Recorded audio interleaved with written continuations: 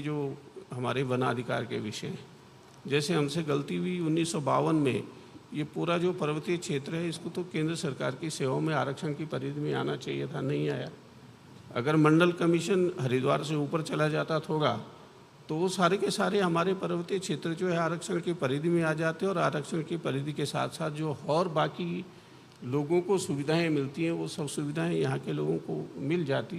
उसमें हमसे जो है वो गलती हो गई। अब उन सब चीज़ों को आज के परिवेश, एक तो फॉरेस्ट एक्ट है और एक हमारा वाइल्ड लाइफ एक्ट है।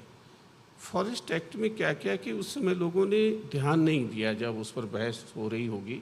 जैसे मैंने कहा कि अगर आप देखेंगे कि जो संविधान सभा थी उसके अगर आप प्रोसीडिंग्स आप देखेंगे तो उसमें ये कहा गया है कि जो दलित वर्ग है उस समय उनके लिए जो है वो अलग शब्द यूज होता था, वो आज असंवैधानिक है, वो मैं नहीं कह रहा हूँ। तो ये है कि जो गिरिजन है, पहाड़ में रहने वाले लोग हैं, वो दलित वर्ग के समान ही जो है कमज़ोर हैं। तो जो हम उनको सुविधाएं दे रही हैं वही हमको गिरिजनों को, पहाड़ पर रहने वालों को देनी चाहिए। सबसे पहली बात तो ये, उसमें हम छूट गए। बाकी लोगों ने जो है वो अपने अधिकार ले लिए।